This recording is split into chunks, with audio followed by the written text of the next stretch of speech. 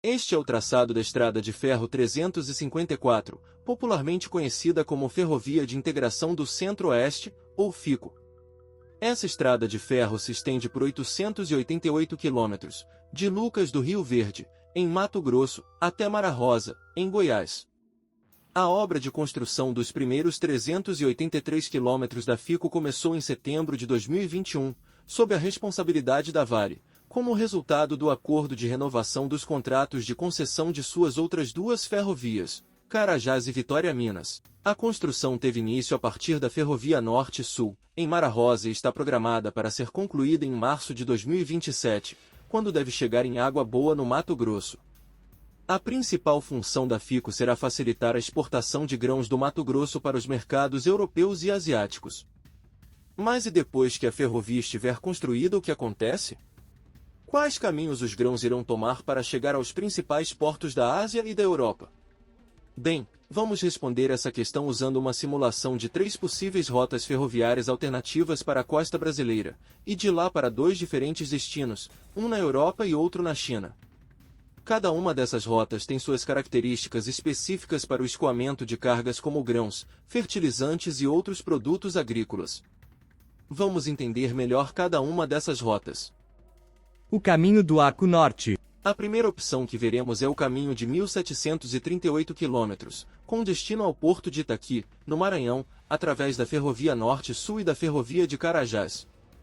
Os primeiros 405 quilômetros até Porto Nacional, no Tocantins, são operados pela Rumo, que em 2019 venceu um leilão de concessão para operar e manter essa ferrovia até Estrela d'Oeste, em São Paulo.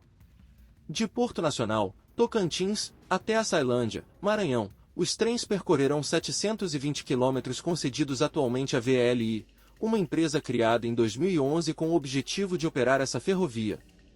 A partir de Açailândia até São Luís, os 613 quilômetros finais serão percorridos nos trilhos da Ferrovia de Carajás, construída nos anos 1980 pela Companhia Vale do Rio Doce para permitir o escoamento do minério de ferro das minas de Carajás, no Pará.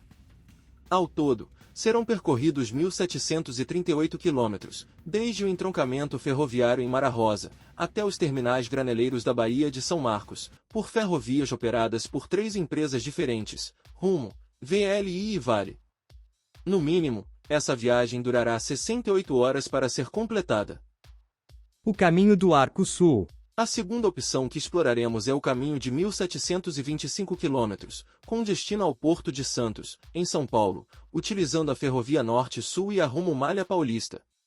Diferentemente do caminho do Arco Norte, que passa por ferrovias operadas por 3 empresas diferentes, o caminho em direção a Santos é integralmente operado pela Rumo, que também possui importantes terminais graneleiros em Rio Verde e São Simão. Embora essa rota tenha a vantagem de ser coordenada por uma única empresa e não precise competir por acesso aos trilhos dedicados ao minério de ferro de Carajás, ela enfrenta outro tipo de congestionamento, o causado por outros trens de grãos, tanto oriundos do sul de Goiás quanto aqueles vindos de Rondonópolis, no Mato Grosso.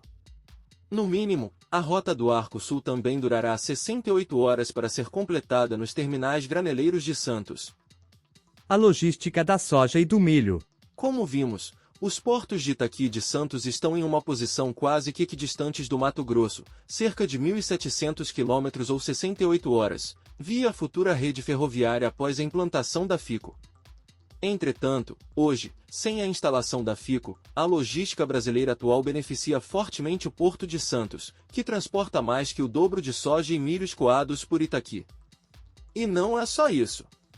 Em 2023, o Mato Grosso, principal estado produtor de grãos do Brasil, colheu um total de 48,3 milhões de toneladas de soja e 45,5 milhões de toneladas de milho. Esses números evidenciam a imensa capacidade produtiva do estado, que supera expressivamente o volume exportado pelos portos de Itaqui e Santos.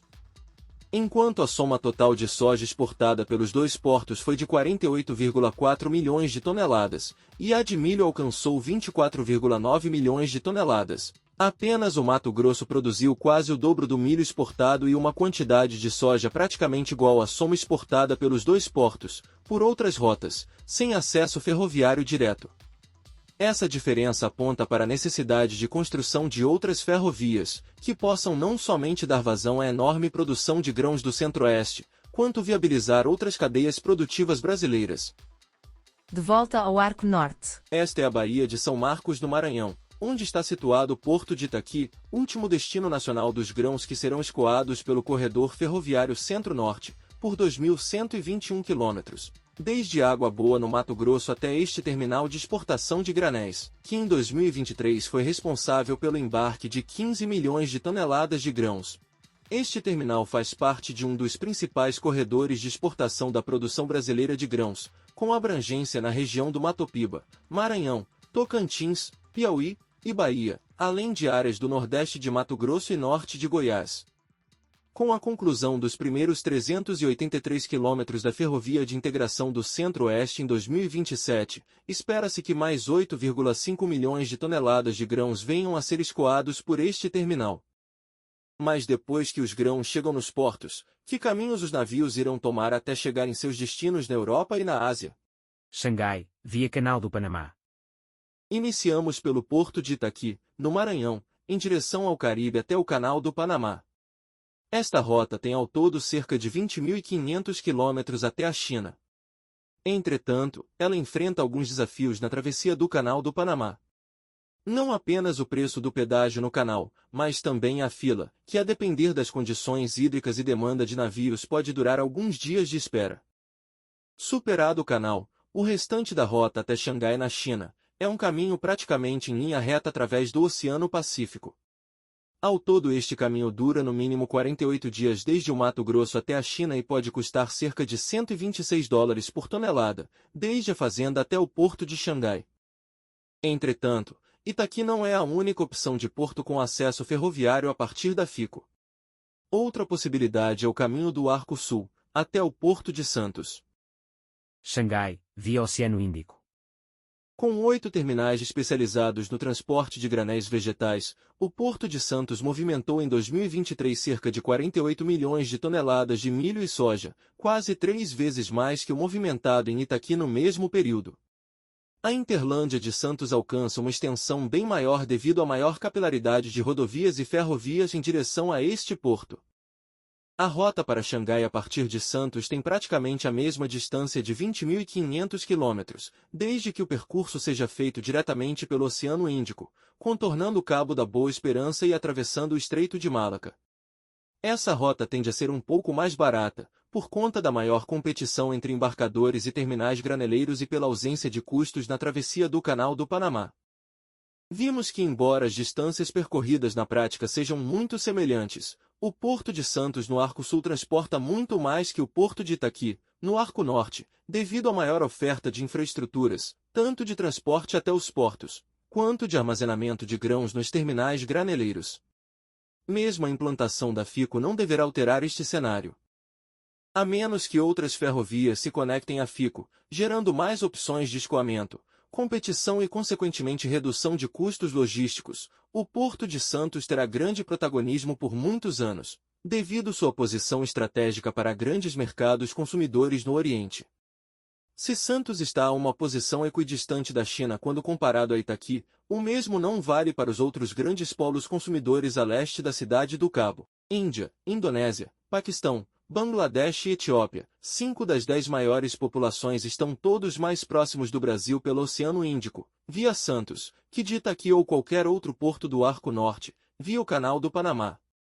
E não é só isso, 40% da população mundial, da África do Sul até o Vietnã, estão mais próximos do Brasil via Cabo da Boa Esperança, que via Canal do Panamá.